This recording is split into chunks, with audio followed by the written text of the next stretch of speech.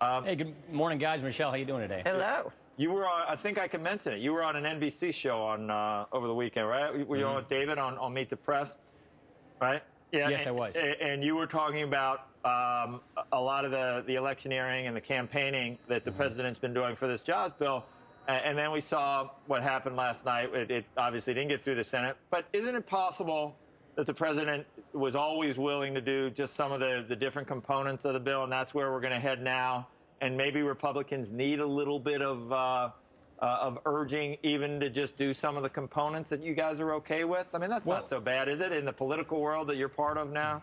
We've all along wanted to go with ideas that have proven to work, and we didn't want to double down on ideas that have proven to fail. The president was sort of giving us this all or none, take it or leave it kind of an approach, running around the country campaigning, kind of embracing more conflict than compromise, I would say. But now that we have proven this bill won't pass, the president knew that all along, let's get on to fixing the problem and passing what policies we think will actually grow the economy that we can get compromise on.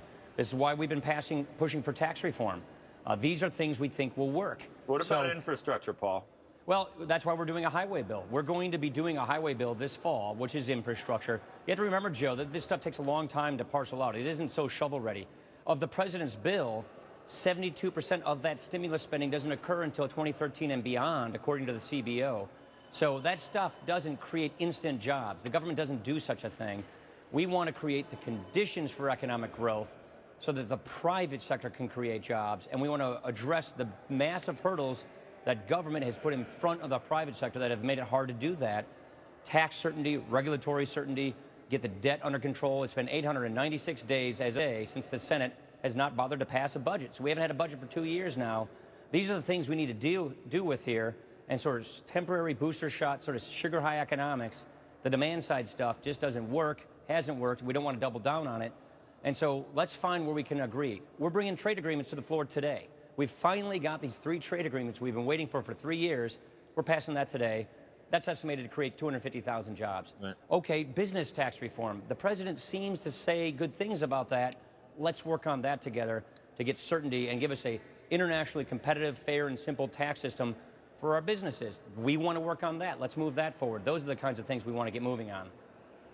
Lately, we've sort of distilled our argument about is it regulations and anti-business rhetoric and taxes, or is it Reinhart Rogoff? And was it just such a deep 10 years in the making of leverage? And you know, you're a numbers guy. You're smart. You know all this stuff. Isn't there something to that demand is not coming back as quickly because it wasn't your garden variety recession that was caused by high interest rates and an overheating economy, but it was a long time making.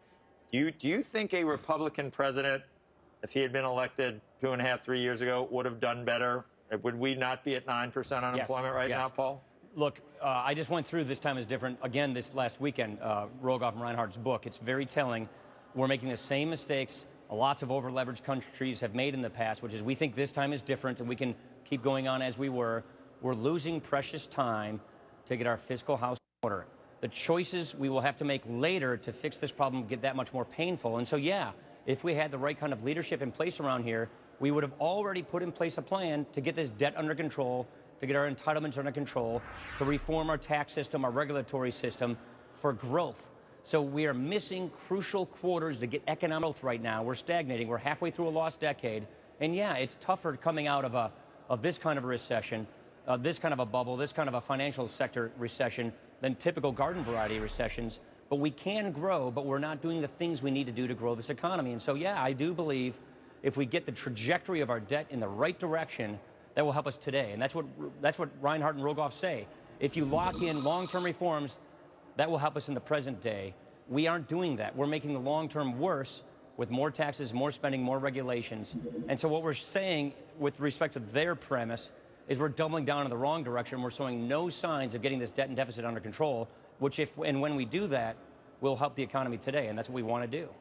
To get the deficit, this is Larry Cantor, Paul, to get the deficit under control, don't we also need more revenue? I mean, if you look at what's happened with the deficit, there's been a shortfall in revenue. Yeah, we went down to like 16%. A huge increase in spending. We're generating less as a percent of GDP than we have since the 50s. So don't we need both, especially when you consider the medical costs going forward and so forth?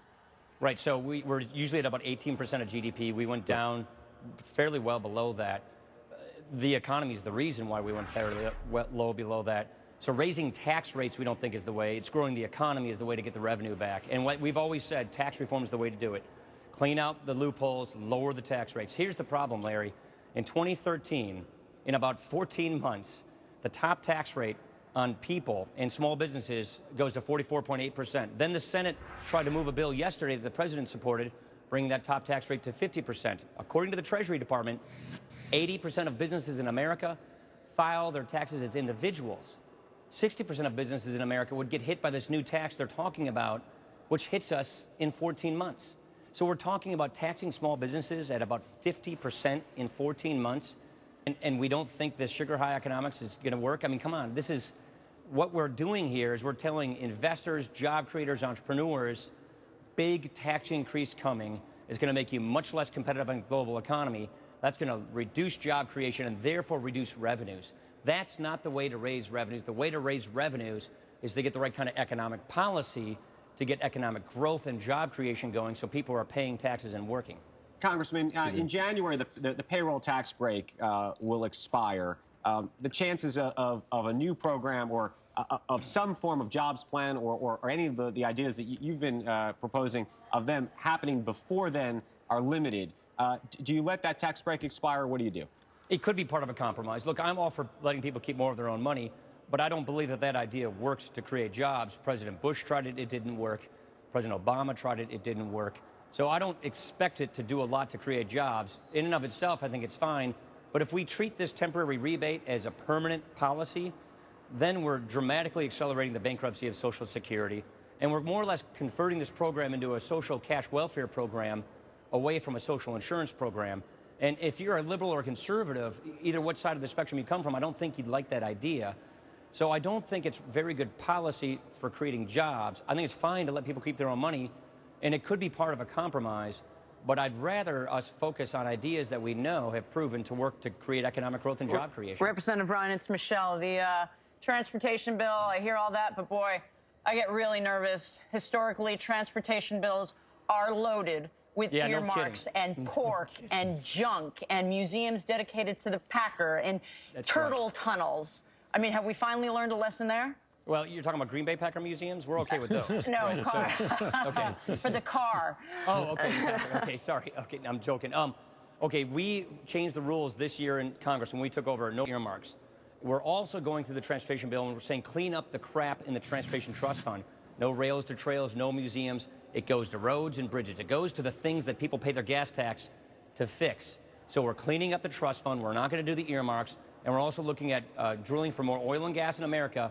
And the federal proceeds you get from that, the royalties and the leases, we would dump those in the Transportation Trust Fund as well to supplement it. So we see that as a win-win-win. Clean up the trust fund and have a domestic energy policy that gives us more exploration of our own resources, which also gives us revenues to go toward infrastructure. That's the kind of ideas that we're going to be advancing this fall. Hey, Paul, we had Herman Cain on. How would you score 999? Is there any way that that's revenue neutral if we did 999? Sure, yeah, I haven't run the numbers on it. I've run numbers on bills like that, and it'd take a while for joint tax to score that, but you know, doing my off the top of the head, that's probably over the target. That's probably getting close to revenue neutrality. So my guess is just knowing the way these things work, it's probably pretty close to revenue neutral. Are you going to, you know, we had Christie say Romney, and that probably didn't help Herman Cain's chances. When will you do something? Will you ever do anything like that? No, I won't. No, I never will.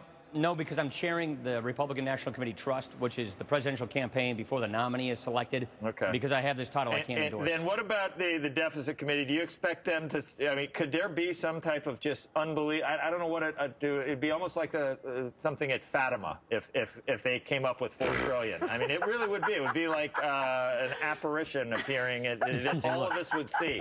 Is it more likely that you know, that night doesn't follow day sometime? Could something good happen? I know you're cynical. Could yes, something could happen.